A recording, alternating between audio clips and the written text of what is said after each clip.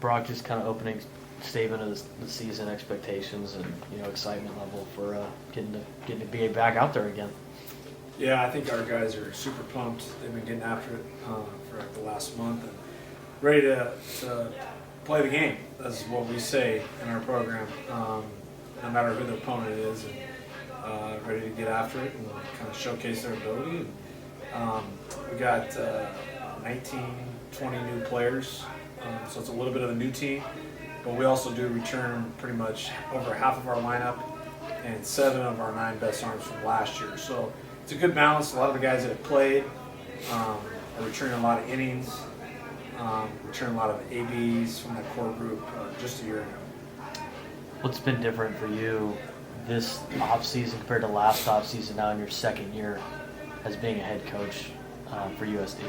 Well, I think you gain some of that experience, right, going through it. And, I think the biggest thing is to stay consistent in our message and our approach. What we do every day, stay in the moment, focus on the day at hand, and that's kind of control and control. So I think keeping it simple is kind of our baseline here at USD, and our guys do a really good job of that. Last year, you guys wanted to be one game better, make the NCAA tournament. You made the tournament. You got to win in the tournament, beat Vanderbilt. How do you build off that going into this year, especially when you have a lot of new faces? I think the goal stays the same. We talked about it on day one. The goal is still the same: is to go out and win the WCC conference, and that does not change. And that's something that we can have our eyes set on. But it starts with obviously one game at a time. One pitch at a time. But that is our main goal this year. Let's talk to some of the players. Start with you, Jack. How was the experience being in a regional last year, leading into playing in the Cape Cod and then getting ready for this season? Yeah, I mean, it was really awesome. That stretch of 2 weeks from the conference tournament into the regionals, definitely the best baseball experience I've had in my life. And that was something really special to share with those guys. My freshman year, just falling that one game short of getting to experience that and really setting our goal for that year last year to be able to do that and go to a regional. It was just really awesome to experience. And I'm just really excited with this group of guys right here to be able to get all those new faces to that point and let them experience that too, and hopefully be able to make it deeper into the regional and super regional. Last year you guys had some, kind of senior leadership and some guys that, help lead the charge, that are not with the program anymore, obviously have been drafted and gone on. You and Kevin Simmer, kind of the new leaders of the position player group. How do you go from, being one of the guys of the group to kind of leading the presence here for the team with, again, like I said, a lot of new faces? Yeah, I mean, I think every single year the goal stays the same, but with the new faces, it's a new team every year. With that new team, there becomes new roles. And me and Kevin, especially being able to play a good amount our freshman year and then be able to play a lot last year too, and just really set a presence with our team, especially on the offense. It's been big, and it just seems like a natural motion for me and Kevin to start stepping up and being the team leaders this year. Ivran, from the pitching standpoint, same kind of question I asked Jack earlier. Experience playing in a regional, the experience going to the West Coast Conference tournament, and playing with Jack in the Cape Cod League.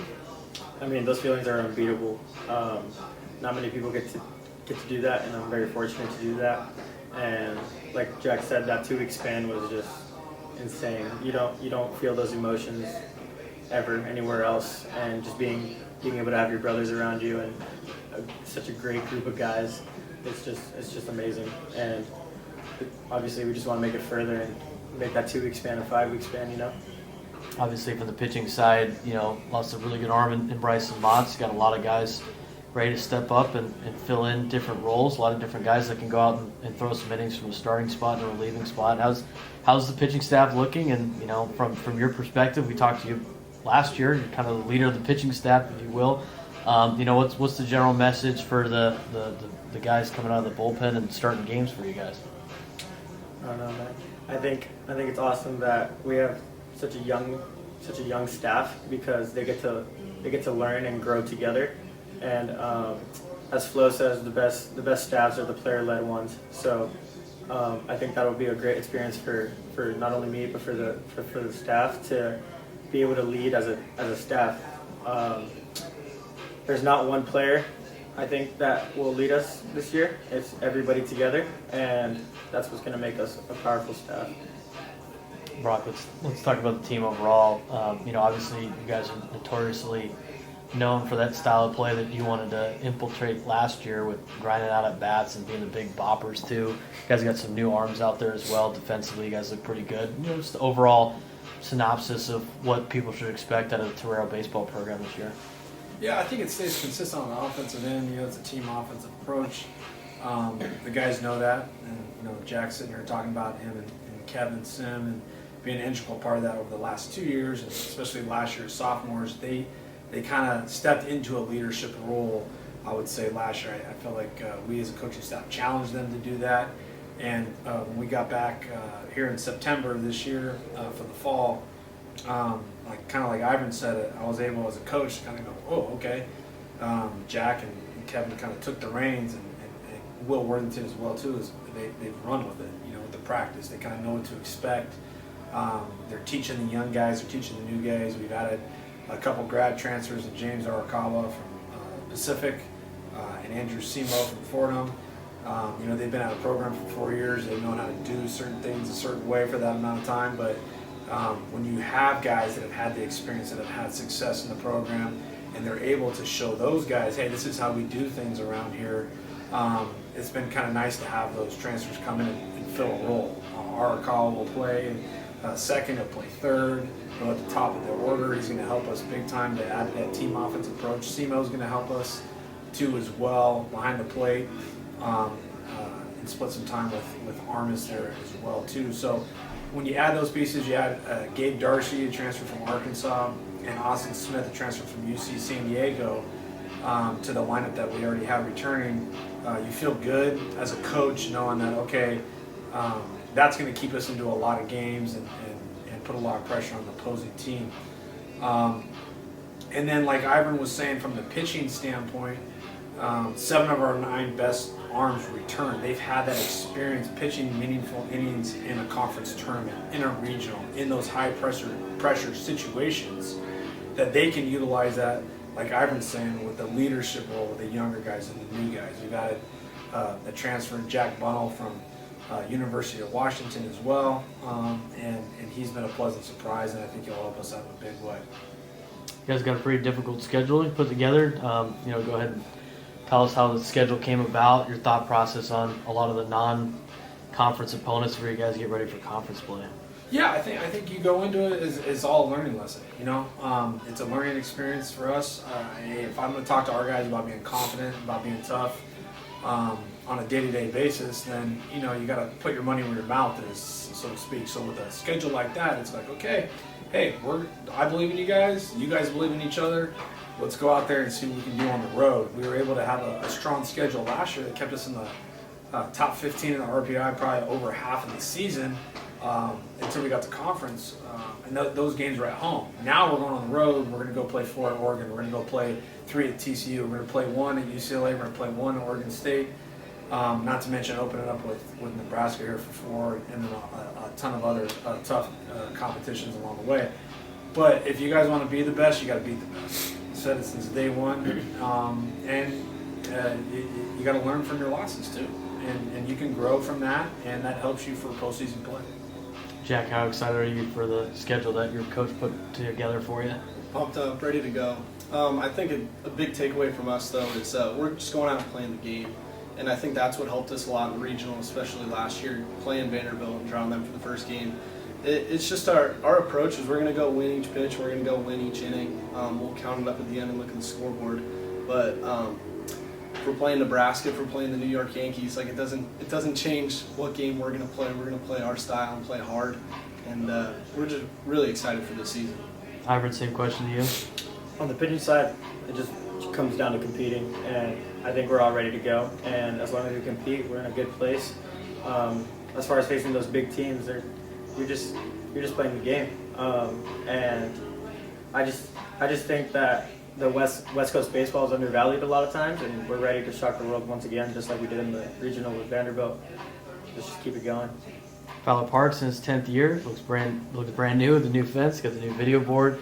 When you guys look at the fence and see the 2022 West Coast Conference champion, 2022 regional champion for a program that's storied. It's got a lot of great alumni to go through here. What is it, for you, Ivran and Jack? I'll let you guys both answer the question. To see team you're a part of, etched in history on Fowler Park. Just seeing that number, it's not just a number on the wall. It's the family that brought you to that number. Being able to come to this field and looking at it and getting all those memories and then just recalling every event, everything that took place, all the hard work on the field, all the hard work off the field. That number's everything to us, and we're just ready to put another one up there. Yeah, I mean, it's really special to look at, and we talked about this when we got our rings earlier in the year and talking to the guys that are new to the program. That's something really special, and you put in 12 months with a team, with a group of guys to be able to go out and get that. And we put that number up on the wall, and that's something that's never going to be able to be taken away from you or taken away from that group of guys that were able to accomplish that. So it just brings up a lot of emotions of being proud of all my teammates from that year and our staff. Just a lot of great memories, and it's something that I'll cherish for the rest of my life. Brock, you got some preseason accolades for a couple of your players, Jack Costello, Kevin Sim. You guys picked second in the West Coast Conference. Very close to the top, obviously. Last year, your philosophy was ready to hunt. It's printed on the dugout down there. As a little bit of now being the hunted, does that change any of your guys' viewpoint? How do you go from being the underdog climbing the ladder to now protecting your title? Yeah, I think it just goes back to what we stand for, right? And like these guys have said, it's what you do on a day-to-day basis, and trying to keep it simple as much as possible and not let the outside affect the inside, and the inside is us. And if the inside's strong and tough, and the outside will take care of itself. And these guys understand that, they believe in that, and when you have veteran leadership like the group that we have, you feel confident, you feel good as a coach. Last things, talk about Jack real quick. He has preseason All West Coast Conference, and we'll talk about Ivran, just a couple of the guys that are with you right now. Yeah, sure. I mean, 3-9's gone out there for, like I said, for like the last 2 years, and he's been, the guy that's done it, day in and day out. And I was so proud of what he did last year, but, just learning a lot about himself as a player. We talk a lot about that in the program. It's kind of a quote from Tony Gwynn, know who you is. But, I think it's so important to know what type of player you are. Know what type of pitcher you are when you go out there and compete day in and day out. What ticks for me as a player and what ticks for somebody else might be totally different. And Jack's done a really good job of that, and I really saw a huge step in his career as a hitter this last fall into January. I think he's hit over 10 or 12 home runs from that time. And his power numbers have really surged, but his just being able to handle the bat, use the whole field, and then his defensive play stepped up a huge notch as well. I mean, I'm asking a lot for him to play left field, play third. He's played a lot of third over this last fall and winter break, and I think that that'll be kind of his mainstay at his position. But you never know; he'll bounce out to left again, and he keeps his head up, and he's like, "Whatever you need, coach, I got it." So I think the complete player, I've seen a huge growth in Jack over the last 2 years, and I'm super excited. And like I tell these guys, like I know I'm coaching them, but I'm like, I just can't wait to watch you guys play, and I'm super pumped to watch him play here in a couple minutes. I mean, same thing with Ivran.